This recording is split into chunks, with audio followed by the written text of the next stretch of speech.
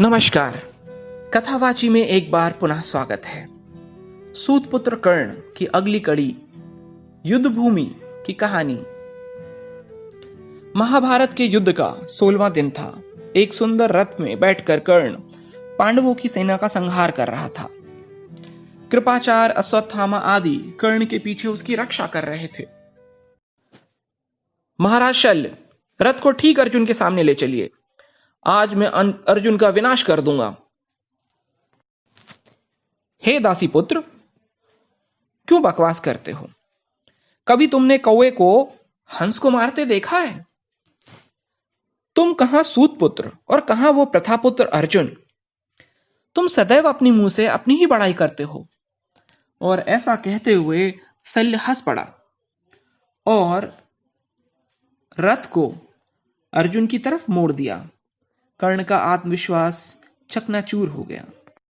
महाराज शल्य, रथ को उस तरफ ले चलिए। किस तरफ? उस तरफ? उधर भीम खड़ा है। कौन भीम? आज मैं सबका विनाश कर दूंगा। महाराज शल्य ने कर्ण की ओर देखा और कहा, हे राधे पुत्र, तुम कल की घटना का विस्मरण कर बैठे। तुम्हें पता है, कल घटोत्कच ने सारी कौरव सेना का संहार कर डाला था। हाहाकार मचा दिया था उसने। और तुम बड़ी मुश्किल से जब अंत में तुमने अमोघ अस्त्र का प्रयोग किया तब उसका संहार कर पाए। यह भूल क्यों जाते हो? घटोत्कच को याद करो। घटोत्कच का पिता है भीष्म। घटोत्कच का पिता है भीम। उस भीम से लड़ने चले हो? और इतना ही तुम्हें भीम से लड़ने का शौक है तो दुशासन की घटना क्यों भूल जाते हो? जब दुशासन की छाती का खून भीम पी रहा था तब तुम्हारा साहस पुरुषार्थ कहां गया? महाराज शल्य के ऐसे वचनों को सुनकर कर्ण फिर ढीला पड़ गया। उसका आत्मविश्वास पुनः एक बार जवाब दे गया। युद्ध भूमि का एक अन्य दृश्य। अग्रसेन नामक एक सर्प था। बरसों पहले जब अर्जुन ने खांडव वन को जलाया था, उसी समय अग्रसेन को अपने बाल बच्चों के साथ वहां से भागना पड़ा और वह पाताल लोक में जाकर शरण ला। महाभारत युद्ध शुरू होने की बात जब अग्रसेन को पता चली तो उसका पुराना वैर जागृत हो गया और वह अर्जुन से बदला लेने के लिए कुरुक्षेत्र की रणभूमि में आ पहुंचा। कर्ण और अर्जुन दोनों आमने सामने होकर लड़ रहे थे। दोनों कुशल योद्धा, दोनों के सारथी एक समान और कुशलता में एक दूसरे से श्रेष्ठ ही। ना तो शल्य कम थे और श्री कृष्ण को तो सभी जानते हैं। परंतु इस युद्ध भूमि को दूर से कोई और भी देख रहा था। सहसा कर्ण ने धनुष पर सर्प अस्त्र का बाण रख संधान करने के लिए मंत्रों का उच्चारण शुरू कर दिया। अग्रसेन कर्ण के रथ के पास ही फुंकार मारता हुआ भटक रहा था। सर्पाकार बाण देखकर वह तुरंत ही उल्लास में आ गया और कर्ण की निगाह बचाकर उसने अपने शरीर को छोटा कर बाण के ऊपर जा बैठा। इस घटना को केवल शल्य जानते थे। कर्ण मंत्र का उच्चारण पूर्ण कर छाती को तानकर सीधा हो गया। बाण को धनुष पर चढ़ाकर प्रत्यंचा कान तक खींच दी। कर्ण के मन में यह विचार उत्पन्न हो रहा था कि आज इसी बाण से अर्जुन के कपाल का भेदन कर दूंगा और अर्जुन की मृत्यु अवश्य संभावी है। कर्ण ने शल्य की ओर देखकर बोला, महाराज शल्य, सावधान होकर देखिए, यह एक ही बाण से मैं अर्जुन के प्राण हर लूंगा। शल्य ने कहा, वृथा बोलते हो, वही बोला करो जो कर सको। देखो, अगर तुम वाकई अर्जुन के प्राण लेना चाहते हो तो मेरी मानो, कपाल के भेदन का विचार छोड़ उसके कंठ पर निशाना लगाओ। अर्जुन उसी से मर जाएगा।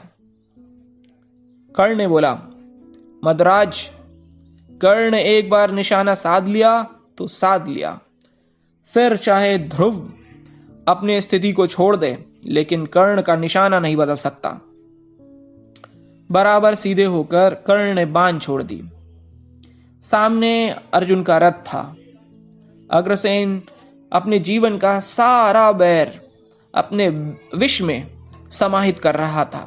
उसके मन में एक ही विचार था, किसी क्षण, जिस क्षण मैं अर्जुन को स्पर्श करूं, उसी क्षण में अर्जुन को सारा जहर देकर मार दूंगा। उसके मन में और कोई विचार ही नहीं था और वह इसी विचार को लेकर बाण से बिल्कुल चिपका हुआ जा रहा था। लेकिन इस चीज को बड़े दूर से ही श्री कृष्ण ने देख लिया कि बाण के ऊपर एक सर्प बैठा है और उन्हें तत्क्षण खांडव वन की स्मृति हो आई। श्री कृष्ण उनसे भला क्या छुपा, उनसे बड़ा सारथी भी कौन। तत्क्षण उन्होंने घोड़ों को घुटने के बल कर दिया। जैसे ही घोड़े घुटने के बल हुए, सारा का सारा रथ नीचे झुक गया।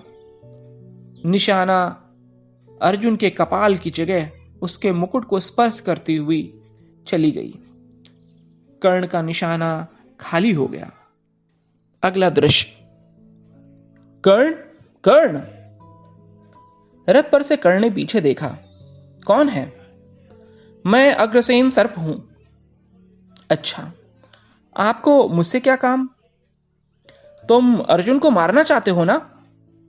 हां, यह तो सभी जानते हैं, लेकिन इससे आपको? मैं अर्जुन का बहुत ही बड़ा दुश्मन हूं और इसीलिए यहां आया हूं। तुम एक बार मुझे अपने बाणों पर बिठाकर संधान करो, फिर मैं उस बाण से अर्जुन का संहार कर दूंगा, समझे? और पहली बार तुमसे भूल हुई, इससे निशाना चूक गया। अब मैं दूसरी बार चढ़ने आया हूं। पहली बार बाण पे तुम थे। तुम बाण पे कैसे चढ़े? मुझे तो इसकी खबर नहीं। शल्य, तुम्हें खबर थी? हां, मुझे खबर थी, इसीलिए तो मैंने कहा कि कपाल के स्थान पर निशाना कंठ को लगाओ, लेकिन तुम अभिमान के वशीभूत मेरी बात ही नहीं सुनते। शल्य, लेकिन इसका मुझे जरा भी अफसोस नहीं। हे अग्रसेन, तुम बाण पर चढ़कर अर्जुन को जीतना चाहते हो। मैं अधर्म से अर्जुन को नहीं जीतना चाहता। मैं उसे अपने सामर्थ्य से ही हराऊंगा। कर्ण, एक बार पुनः विचार कर लो। मेरे जैसा सर्प तुमसे विनती कर रहा है, इसका अनादर मत करो, बाद में तुम्हें पछताना पड़ेगा। कर्ण ने कुछ सोचा और बोला, यह बैर इसी जन्म का है। इस जन्म के उपरांत मुझे अर्जुन से कोई बैर नहीं। मैं अपने कर्मों को अक्षुण्ण रखूंगा। मैं अपने कर्मों से कर्म बंधन के चक्र का गठन नहीं करना चाहता। यह बहुत पीड़ा पहुंचाते हैं। मैं ऐसा अधर्म करूं और उसके लिए फिर मुझे पछताना पड़े, नहीं। कर्ण ऐसा अधर्म नहीं करेगा। कर्ण को अगर विजय मिलेगी तो उसके पुरुषार्थ से, उसके बाहुबल से। मैं छल नहीं करूंगा। ठीक है, तुम्हें जैसा ठीक लगे, कहकर अग्रसेन चला गया। कर्ण का रथ आगे बढ़ गया और अग्रसेन अपना बैर भाव लेकर वापस पाताल लोक चला गया।